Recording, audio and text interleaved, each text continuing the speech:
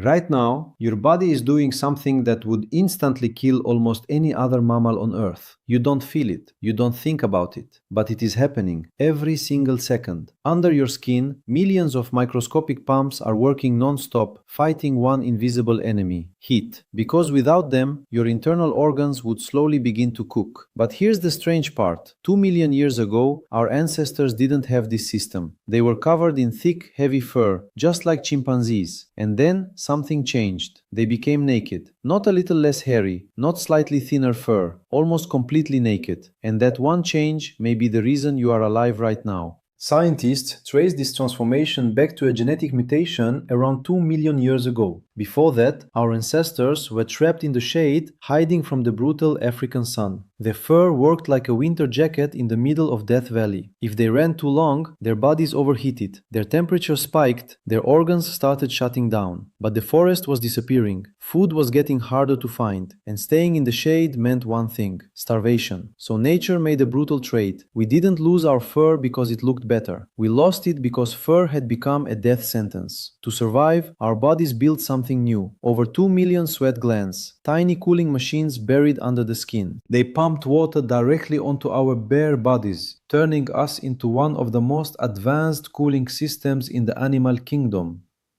But there was a terrifying problem. This new system had one weakness that could have destroyed us: water. Think of a car engine. Remove the insulation, and yes, the engine cools faster. But now you need a powerful radiator, and you need water, constantly. Naked humans became completely dependent on water. An antelope could survive longer without drinking because its fur helped protect it from the sun. But a naked, sweating Homo erectus on the African savanna? Without fresh water, dead in less than half a day.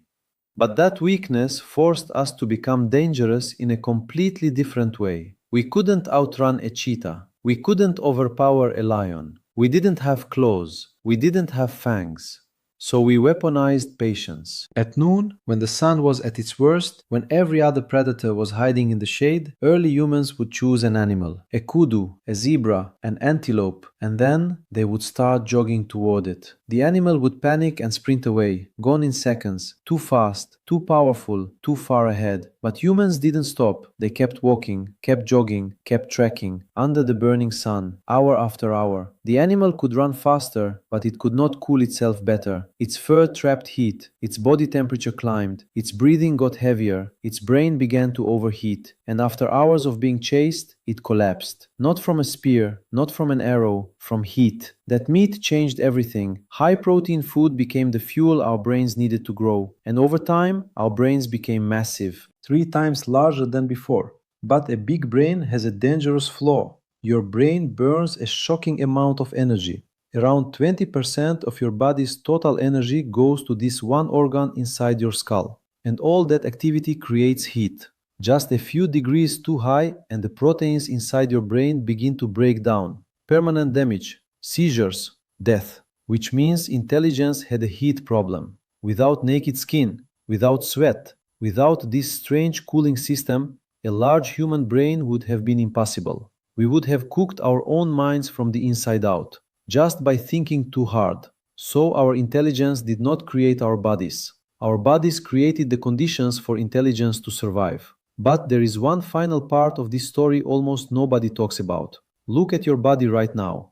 We call humans the naked ape, but that is not completely true. You still have almost the same number of hair follicles as a chimpanzee. They are still there, on your arms, your legs, your chest, everywhere. The mutation did not erase the hair, it shrank it. It turned most of it into tiny, almost invisible peach fuzz. But one place stayed protected: your head. And that hair may be the only reason your brain survived under the savannah sun. When you stand upright at noon, the sun hits the top of your skull directly. If your head were completely bald and exposed, that radiation could heat your brain before sweat had time to save you. But thick hair acts like a biological sunshade. It traps a layer of cooler air above your skull, while the rest of your naked body releases heat through sweat. You are not just a naked ape, you are a walking, cooling machine with a solar shield on top of your head.